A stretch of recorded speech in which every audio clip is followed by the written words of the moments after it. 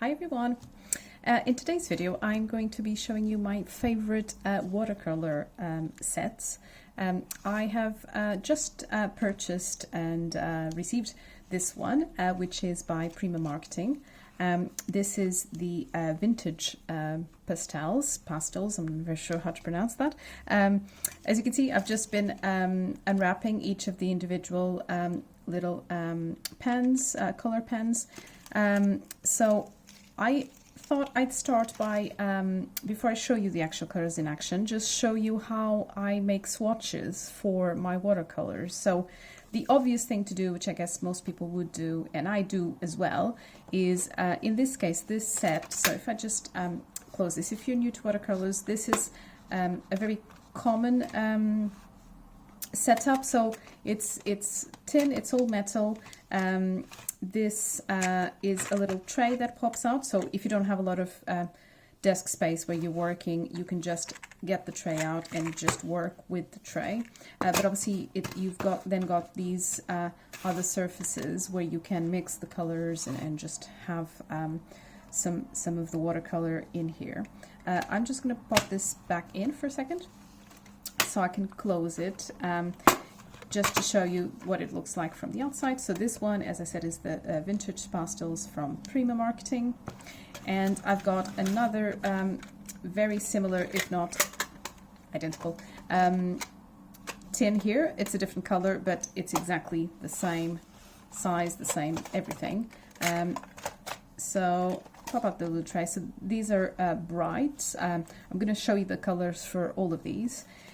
And what I want to show you is, so this card I was showing you before is the one that comes with the Prima set. It's still blank, and I intend on filling it in just now, so that I have like the true representation of what these colors really look like when they're on paper. It's the case with all watercolors, from my experience, that when you look at the color in the pan, it's actually different to the color of when you swatch it out into actual cardstock. And actually, depending on the medium, the substrate, so whether it's coated cardstock or watercolor cardstock, mixed media, just plain paper, all of those things might also have an effect on the tone and the color that you see coming through. But as a minimum, you definitely need to get a sample done before you start actually applying these to your projects. Otherwise you might be disappointed because it's either darker or lighter, or it's just a slightly different tone to what you think it is when you're looking at it in the pans. So I'm going to be doing my little color swatches in this card that comes with the tin, in the same way that in this one by Jane Davenport, it came with this little card. I mean, I love Jane's artwork, just stunning. So this was blank to begin with, and then I just did exactly that, and I swatched a little bit of each of the colors in here. And obviously you've got the names as well, and I opted for keeping them, so if I turn it this way, I've kept them in the same order that I've got them here, just because then it's easier, because if I've got the card here when I'm painting, I know exactly what color I'm seeing here and which one it is. So I think a good example of these are the greens here. Can you see, just even if I lift it up to the camera, hopefully you can see just that is a very dark green when you look at it in the pan there, compared to, for example, the one next to it. But have a look here. This is the actual color of this. Can you see just how different it looks like? So if I didn't have this, I would not remember every time I use these that this color turns into that color.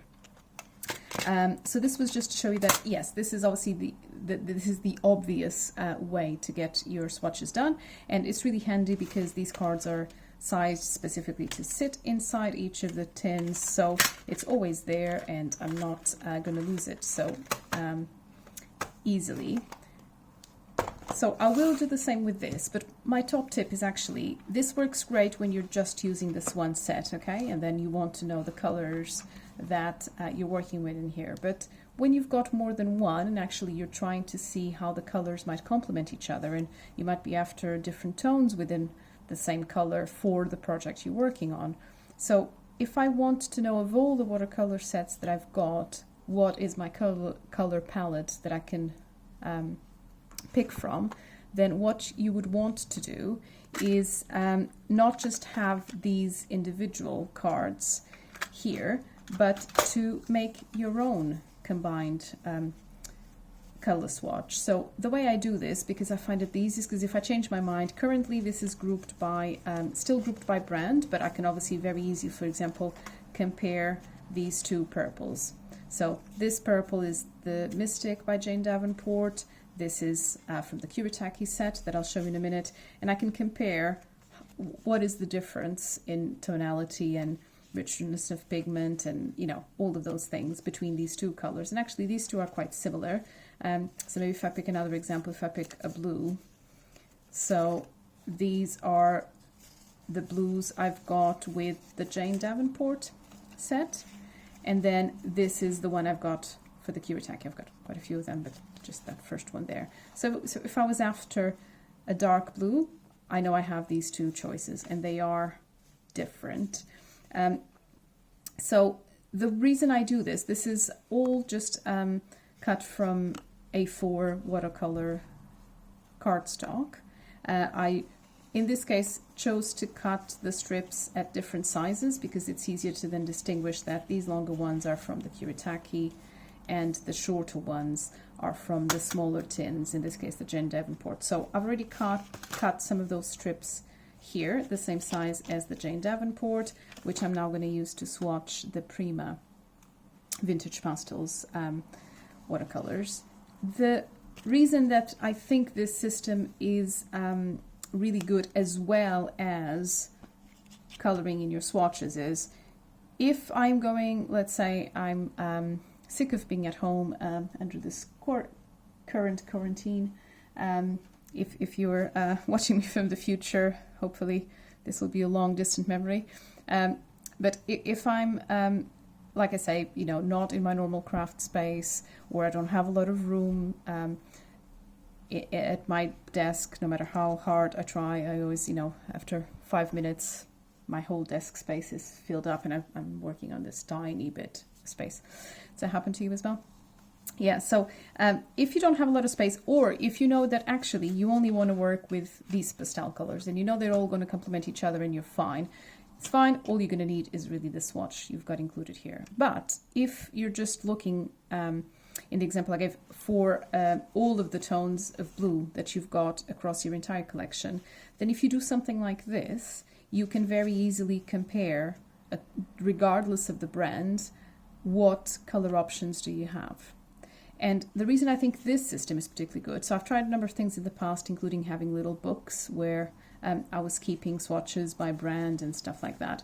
It's that it's then much harder, so you have stuff from one brand in one page, and then you have to flick a few pages to get to also watercolors but from another brand, and then by the time you've done that you kind of forgot what the first one looked like. Whereas doing it like this, whether you store them completely by rainbow color order, or if you do what I've done here, which is to still keep them clustered, grouped up in by brand, it doesn't really matter. You can still very easily put next to each other the two that you are wanting to compare. The other advantage with this is that it's just very easy to add to it. So it's just, I think these are called as the jump rings. I'm not sure. I'll put some links to where I got these from. So I can't remember right now what these rings are called. Probably shouting at the video as you're watching this, telling you the name. So this is just very easy to open up and to close down. So now I'm going to add a few more from this new set I just got, and then I'm just going to have to open this and slot them in there. Obviously, I'll do a hole punch first. So that was really kind of my initial tip before I get into showing you the different colors, is that I encourage you to make your own swatches. So you can find another way of binding them.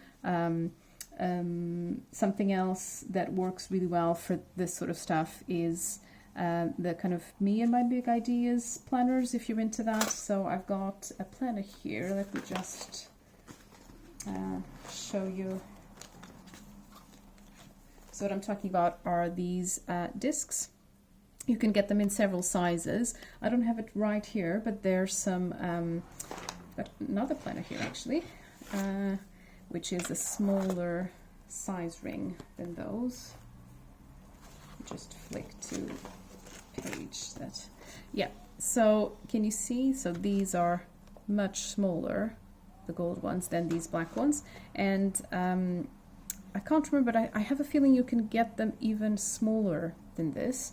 But I mean, even the size is really handy. And obviously, if you've then outgrown this size, you can always just move all of your cards into the bigger size. So that's another kind of versatile thing. And it's also very easy to get things in and out. So if you're not familiar and you're looking at this video thinking, what's she talking about? This sort of disc bound system is very easy. Can you see how the pages just come out? So they're basically perforated, including kind of at the edge, and then you just slot them back in if that's what you want to do. So sorry, I've missed a step there. So this is also very easy to get, to change things around if you change your mind about organizing it by brand or by color, etc. So now I just want to really show you, I'm going to do color these in at the end. I just thought before this all gets a bit messy, I would show you the colors. So as I said, this is the Jane Davenport set. So these are the Brights collections. So it's the Bright palette. I will put links to all of these things, and please check out the full post in my blog where you can get all of the links and kind of more photos of projects I've done using some of these. And by the way, if you think that this video is helpful, if you've liked me showing you these products up close, please consider hitting the like button and subscribing to the channel. And if you have any comments or questions, I would love to hear from you. So please use the comment section below it, and I will get back to you if you have any questions that I can help with as well. So, sorry, back to this. So the Jane Davenport, the Brights collection, I will just go through it here. So this is called Best Friend. The names are quite fun in Jane's products. This is the Fairy Tale.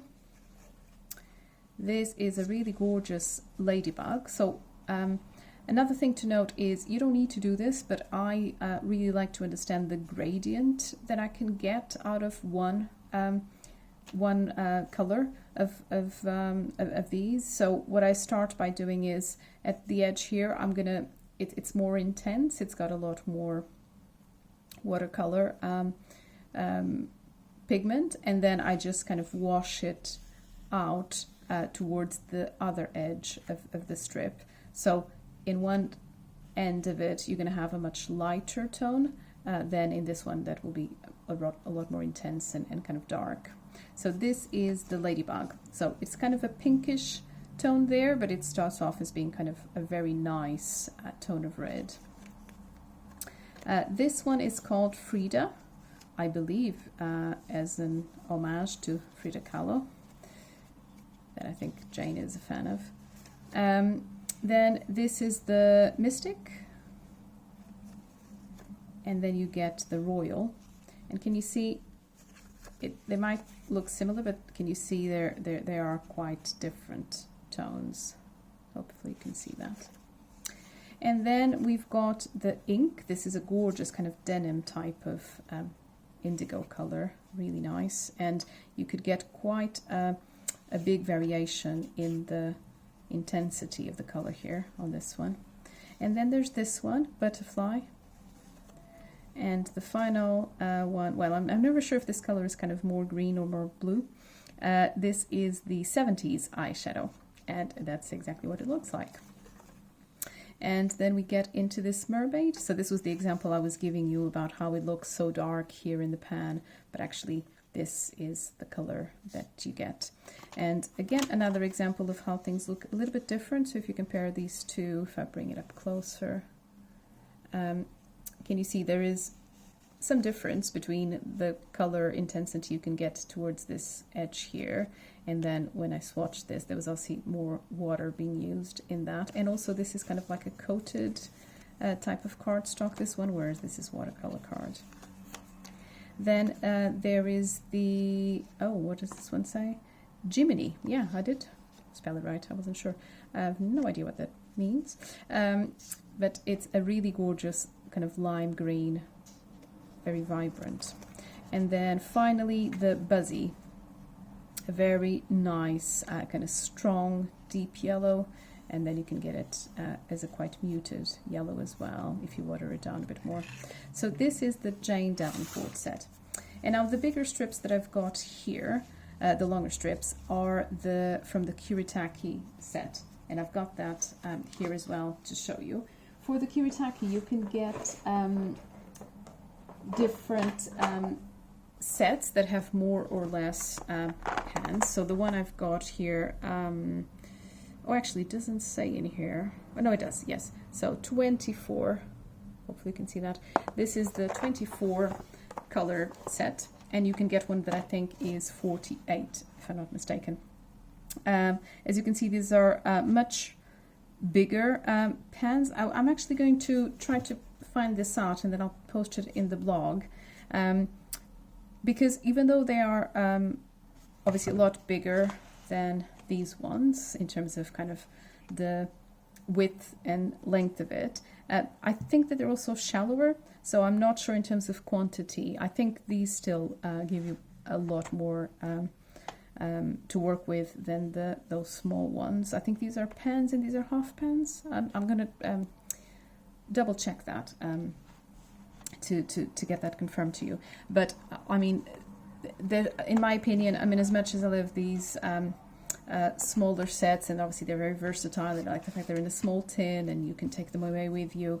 And to be fair, I think they are also of a professional quality. They are really rich, gorgeous products to work with. But I think this is my first love when it came to watercolors. I really wasn't sure if I was going to be able to do anything nice with them, and I really wanted to get into coloring, but I just found that, for example, alcohol marker coloring was just a bit too daunting. I still have a play with it, but I can't make it look like a professional colorist. And those images that I see that I just think are so beautiful. Whereas with watercolor, even if you have no experience at all, it kind of almost does the work for you. And I think this was the first set that I've used, and I just fell in love with it. It never ever disappoints me, and the range of the color palette that you get, even in just this 24 set, I think is phenomenal. And I will show you the colors in the swatched. I just wanted to point out that you can kind of, I obviously can't read Japanese, but I could also have done the color swatch here. I just couldn't bring myself to do it because this is such a lovely, lovely box, and I didn't want to, I didn't dare use this, but I will, I think I will. But I wanted to show you that this actually comes in other sets, as I was saying. So you can get two smaller sizes, the 12 and the 18. 24 is this one that I've got, and you can also get a 36. So I think I said 48, it's not, it's a 36 set. And I think you also can get some sets that come with water brushes as well. Thing that's really worth pointing out at this stage is, so this is by Kuretake. This is the Gansai Tambi, I think is the name. Gosh, I should have prepared better for this video when it comes to names of things. I'm pretty sure that's the name of it. It doesn't say that in here. No, it doesn't. But yeah, Gansai Tambi, I'm sure is the name of it. But it's by Kuretake. And the reason I'm pausing here is because the water brush pen that I use is also a Kuretake one. And my top tip when it comes to this is, I mean, I love it. I haven't invested much in normal brushes for watercoloring specifically. I have brushes for, you know, like acrylic paint and things like that. And that's because I haven't felt I needed to, because these brushes are just so practical. Again, coming back to the point of, if you can't have a lot of storage, and if you're going to struggle to have, you know, a water container in your desk, or if it's a little bit dangerous, this just takes care of all of that. Obviously, you will have to keep refilling it if you're particularly using a lot of it, but you just unscrew this here. It can be easier, and then you just squeeze it under the tap or you can dip it in a glass of water if you prefer that, and that's it. And then this, you'll see this filling up. I don't know if you can see this on camera, but it's translucent barrel here, so you could see where the watermark is. So you'll see when you're running out of water and you need to refill that. You get this, I believe, in 3 sizes. I think this is the medium brush, but you can also get a small and a much wider one, which is really nice, the wide one, if you're trying to just cover a bit of cardstock with water before you start applying your watercolors. But what I really wanted to point out is it's kind of, there's no halfway house, I feel, with watercolor brush pens.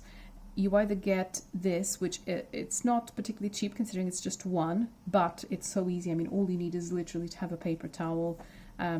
If this is, I don't know, a red and you want to move from red to yellow or something, you're just gonna wipe it off in a rag or piece of kitchen towel or something, and it's good to move from one color to the next. Or you could obviously get several of these if you feel more comfortable with using them for different colors, but you really don't have to. I mean, as you can see here, mine is quite stained, but that is absolutely fine. This makes no impact whatsoever in how good it is, and it's not going to smudge or anything. It's just that it's tinted from something else I would have used before.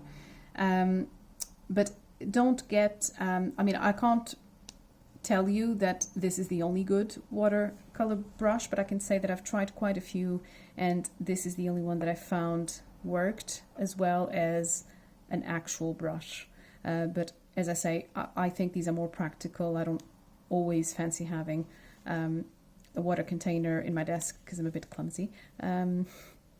And this is just, again, back to the, if you want to go into your backyard or your garden, your balcony to go and craft, and you don't have a lot of room for lots of craft supplies, this is ideal. You just take your little tin, obviously the box, whatever project you're working on, and this, and that's all you need. And these are really, really good. So Kuretake is definitely kind of the brand to go for, I think, both in terms of the watercolors and the watercolor brush pens. So just back to this one, and then I have one final set of my favorite watercolors to show you, but just to flick through the colors on this one. So I find that they're not in any particular rainbow color. Maybe they are, but I mean, when you look at this, it doesn't feel kind of very true flow. So again, just the swatches in. Wow. So you know the thing I said about how when you look at the colors here, they don't really look what they do when you swatch them on card. That is definitely true for this set, which is another reason why you should be making these little swatches. So this is the Kuretake. They don't have names, they just have numbers. So this is the 139, and you can see kind of the gradient there from the quite intense to the lighter. This is, these colors are just so gorgeous. This is number 67. This is number 64, and you could see you can get very different tones if you just compare what you get in the more intense or the more watered. And this is number 61, it's upside down. So this is a much more muted blue, lovely for sky backgrounds. This is number 62. This one is absolutely stunning. So this is number 58. Gorgeous, gorgeous moss green. And this is going to be one of my all-time favorite colors, and this is the number 57. Just look at that, it's just gorgeous. This is the number 59, quite a traditional green. Again, back to a kind of a moss olive green type of color. This is number 54. This is number 53. And the reason I'm giving you the numbers is if you then want to decide, actually, my favorite colors of these, are they is it worth investing in the bigger set, or is this one enough, or actually maybe the smaller one? So I'm giving you the numbers so you can note them down if you want, and then you'll understand what colors are included in each of the sets, which I think is something you can easily check out when you're shopping for these. This is number 52. This is number 51. So you get quite a big array of greys, as you can tell from this. And this is number 50. And then we get into the first half there. So number 47. I think I'm going to just jump in and say I think this is my favorite watercolor. I can't begin to tell you just how versatile it is. I will post some photos of another project I did where I used this in the background, and my god, is it effective. It just basically goes with everything, and it gives it such a nice kind of vintage look, I suppose, but just I just love this. I think it just makes everything pop. This is a recent example of this is a memory decks card, you know, for kind of those Rolodex type of card spinners. I use mine for inspirational quotes and kind of nice images. So I'll check. Gosh, I'll put a link to my other blog post where I cover these products. But so you can see that I've used this color here to paint the elephant. So what I usually do with these, you can check out my other video, is obviously using the appropriate type of stamping ink so that it's watercolor resistant. So stamp the image first. This particular one is a die cut. It's cut with the die cut, but please check out that video if you're interested in these, because there's another super easy way of creating these little slots without having to use a die cutting machine or investing in extra dies. So you might want to check that out. Then obviously you could cut the paper before or after to the shape you want, and for the little memory deck slots.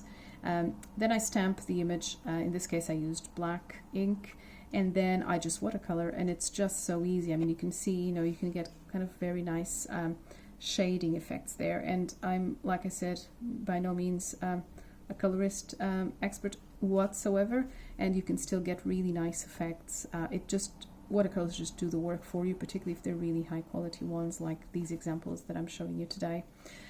It's actually a good thing that I showed you this, because you can hopefully see kind of the shiny background, sparkly background in here, and that is the next set that I've got coming up. So just keep watching the video for 2 more minutes while I go through these, and then you'll be able to see that, which I think is by far the best kind of shimmery watercolor set you can find at a very affordable price, I think, as well. So yeah, my top favorite watercolor color ever. So this is number 47, and then 46 also really good, and I mean, it goes so well with the other one in this next tone. This is 44, again quite a nice kind of gradient of color that you can get, of tones with this. 43, quite a vibrant yellow. Then you've got 40, which is more of a kind of lime yellow. It's not as deep, so I guess this is kind of more of a yellow, and this is more towards orange. It's still far from being orange, but it's a very deep yellow, and it's really nice to have that contrast of the kind of the light and vibrant and the deeper yellow. Then you have this number 36, and I don't know if the camera will pick this up very well, but they are quite different tones. So this is number 36, and this is number 34. And then you've got this gorgeous red. So it is red, there's no doubt about that, but it's not very obvious in your face red. It's kind of quite muted and just really beautiful. And again, a different shade of red. Again, this is kind of a more towards the brick. It's still a red, I'd say, but more kind of a brick tone. And then this number 20, which is, as you can see, not very dark. So I think it's more kind of a dark charcoal as opposed to black, but it is technically meant to, I think, be a black. But obviously you can see all of the gray gradients that you can get if you water it down. And this is number 20. So that's the Kuretake Gansai Tambi, I think it is. And the final set, just bear with me a second, that I promised I would show you for those, I've just dropped a few of the pans. So this is there and this one's here. So these also, as I just demonstrated quite clumsily, they come out very easily. So again, you could just have one of these. And can you tell what's happening here? So these are, you've guessed it, they are the same brand. They're also Kuretake, if I bring out the package here. Yeah, oh, actually I had the name in here. So all of these, this set and these ones are the Gansai Tambi. So phew, I did get the name right. This set is called Starry Colors. Sorry. So there's six pens in here, and as I was demonstrating, they are the same exact size as these ones because they are the same range. So actually, if there's some colors in here you think you don't use as often, you can just swap things around. So you can include some of these kind of iridescent metallic watercolors into your main box, or vice versa. If actually you just want to carry this one with you, this is kind of cardstock box, but it's quite sturdy and well built and quite nice. So you could do that. You could get some of the pans out of your big set and place them here, and then you can put it in the box, and away you go, and it's a more compact thing. So it's really nice that they're interchangeable like that in terms of storage.